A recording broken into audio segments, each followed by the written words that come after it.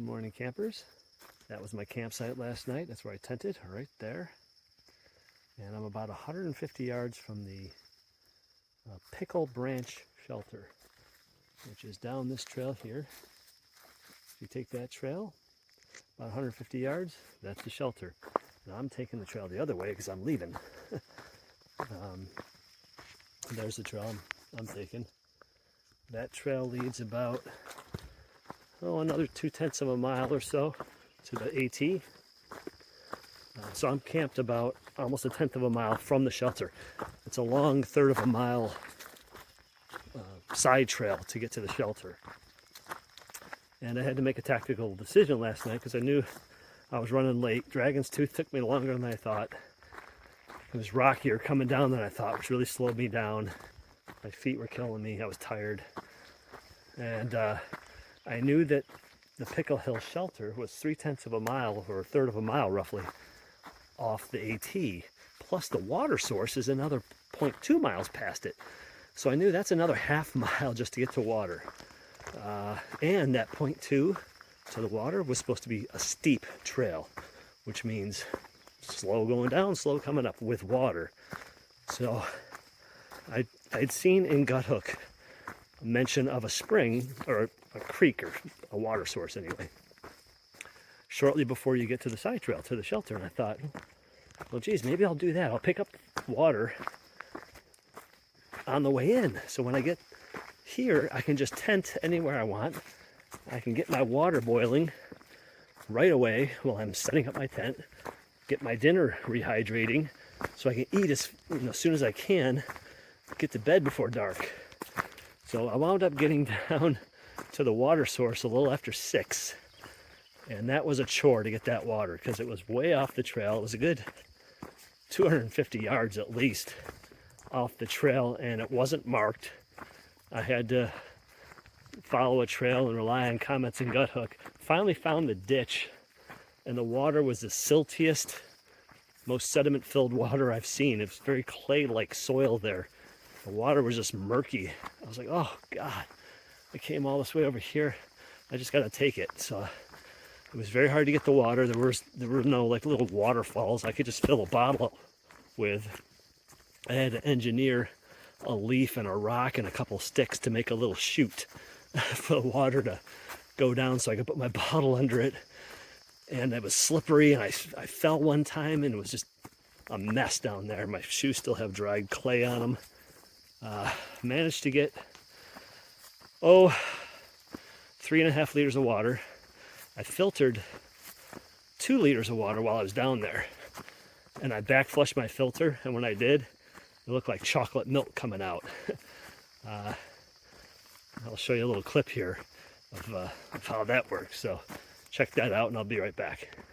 That is literally the water that I got out of the water source. Okay, it looks like milky dirt water, but after I filtered it, of course, it's clean. This is that same water. Here's the thing, my filter's now full of that sediment, so you have to back flush it. So here's a clean empty bottle. Let's see if I can do this so you can see. I'm going to force clean water back through the filter the other way. Okay. And there you can see in the bottom, that was what was in my filter.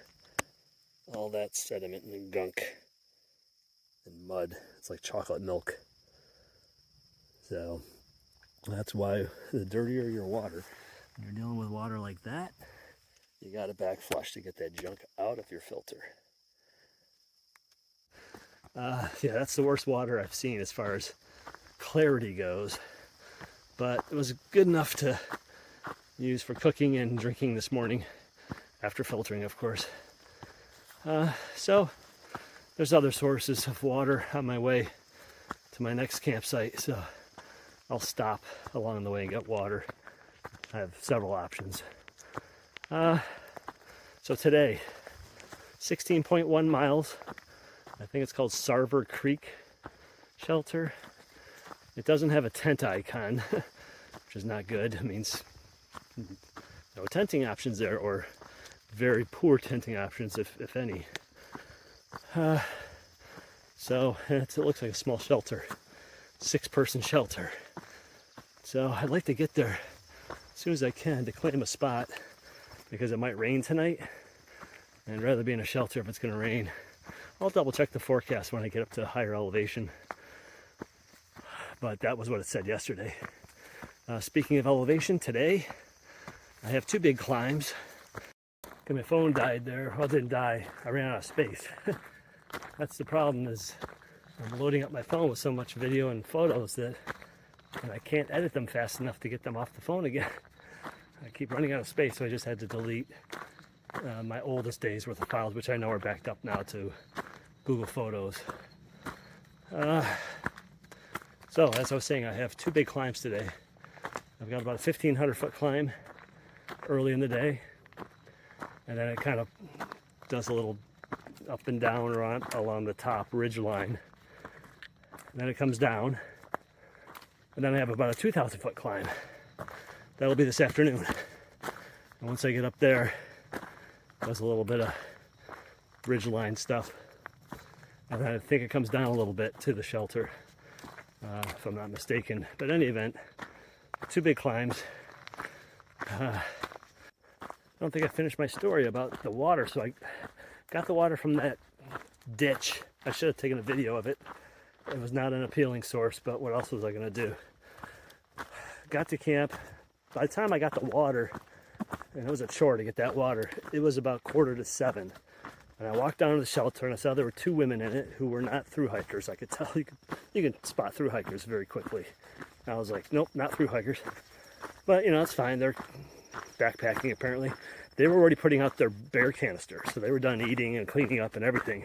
So I thought, holy crap, it's 6:45. I got maybe an hour of light left. So there were some guys who had a tent site that was within view of the shelter, and they were setting up, and I walked back past them, and I had seen other tent sites on the way down to the shelter. Boy, with the cobwebs, holy crap. Jeez, I'm just covered in cobwebs. So I found a tent site, and I just immediately started heating up water. I started doing everything as efficiently as I could. Heating up water while I set up the tent. As soon as the water boils, pour it on the food, get the food rehydrating, finish setting up the tent, getting things ready inside the tent. Then I ate my food as quickly as I could. I scarfed it down. It's like getting dark now as I'm scarfing down my food. And then I cleaned out my food, my cold soaking container that I used to eat out of. Cleaned that out, and by the time I finished cleaning that out, I needed my headlamp to brush my teeth. Brushed my teeth, got everything in the bear bag, barely fit in the bear bag. The bear bag was stuffed to the brim. And then hung the bear bag in the dark, and mostly dark. Got back in the tent, then had to do everything else in the tent. Had to change out of my clothes into my sleep clothes. Had to clean myself off with my wet ones. Had to blow up my mattress. Blow up my pillow, blow up my leg pillow, my head pillow. And then I put on, got all in the bed and put on my headlamp and read a few pages of the book Dune that I'm reading. I'm at the 500 page mark now. It's only 660 pages or something, so. And so I didn't get to bed. I didn't have lights off till almost 9 o'clock. So not a very long night of sleep. I usually like to be in bed with the lights out by 7:30. So I've got to make a concerted effort to get to these campsites by 6 now. I'm losing 2 to 3 minutes of daylight a day, every day. So my mileage is going to have to drop. I can't be doing these 16, 17, 18 mile days. I'll be looking to do, 12, maybe 14 if I'm lucky, if the terrain is okay. But my mileage is going to have to drop just because I won't have as many hours to hike. So these are all factors to consider. Got to make these miles while I can so that I can cut back later and stay relatively on schedule. I think I mentioned that my meal plans have changed slightly. I had been having Carnation Breakfast Essentials mixed with water as a breakfast drink to get some vitamins and minerals and some protein. And then I would have a protein bar with that for something more substantial. Well, when I decided I wasn't getting enough protein and I started incorporating whey protein supplements, whey protein powders, in with my breakfast drink, my breakfast essentials, and having a protein bar on top. I was getting 50 to 60 grams of protein, most of it from whey, for breakfast, and I did a number on my stomach. I just didn't feel good for a couple hours. It's kind of woozy and just a little nauseous. So I decided maybe it's just too much protein all at once, too much dense whey protein. So I decided to still have the breakfast drink, the breakfast essentials, with the whey protein powder, and I add creatine to it to help muscle growth. And then I just don't have the protein bar. I save the protein bar. Once I'm on the trail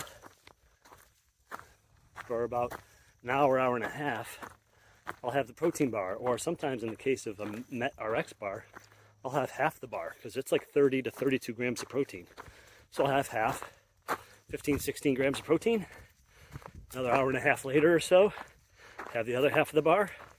So I'm spreading out that 50 or 60 grams of protein over the course of maybe 4 hours, even 5 hours. That seems to be working better for me. My stomach is feeling better. I'm getting a constant, frequent infusion of protein and vitamins and minerals and some carbs and fats and things. So that's really the key, I think, at least for me. I can't eat a big meal and then hike. You know, I don't know how these people do these gigantic breakfasts when they're in town and then get on the trail with a stomach full of food, several pounds of food. I'm just like, oh, I can't do that. It's just, my stomach is unsettled in the morning, and I like a light breakfast and then just kind of snack throughout the morning. So that's what's working for me. That is a big spider in that web. Look at that guy right in the center there. I don't know how close it'll let me get.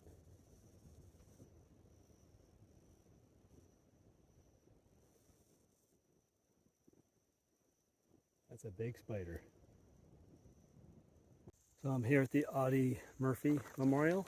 It's about 75 yards or so off the trail. I'll give you a look. So here it is. In case you're wondering who Audie Murphy was. I'll let you read the plaque there. You can pause and read that if you like.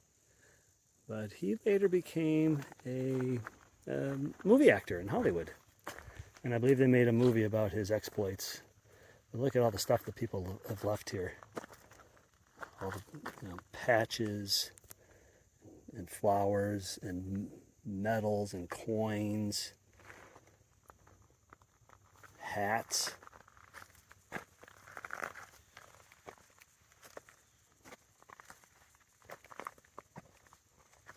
The most decorated soldier of World War II. People left their dog tags here, dog tags, or possibly dog tags of loved ones. Maybe someone died in service. American flags everywhere, of course. It's pretty cool. I think it's safe to say that at first just this monument existed, and then I'm assuming people built up the rock wall around it over time, and you can see people have added rocks to the top. And of course there's flag in back there, Texas flag, because he was from Texas, and the American flag. So there you have it, the Audie Murphy Memorial. I'm sitting here having a break at the Audie Murphy Memorial, right over there. And I did a little sleuthing on the internet, and they have his date of birth incorrect on this memorial. It says June 20th, 1924. Apparently that's the date he used to get into the military when he was too young. He lied. He was actually born 1925. And so they have the date on the memorial that is what's on his military records, but it's not his actual birth date. He wanted to get into the military, and so he fudged his birth year and was actually rejected by several different branches of the military for being underweight, but eventually he was able to get accepted to the Army. And from there he went on to, you know, as you saw, win 24 different decorations, just about pretty much every medal that the Army has available to hand out to soldiers. So pretty amazing. But I only have about 7 ounces of water left right now for the next 3.2 or 3.5 miles. I drank more water than I expected climbing up the 1,500 foot elevation gain I just did. And I dumped out all that muddy water this morning. I just didn't want to carry that. I just figured this water up here will be better.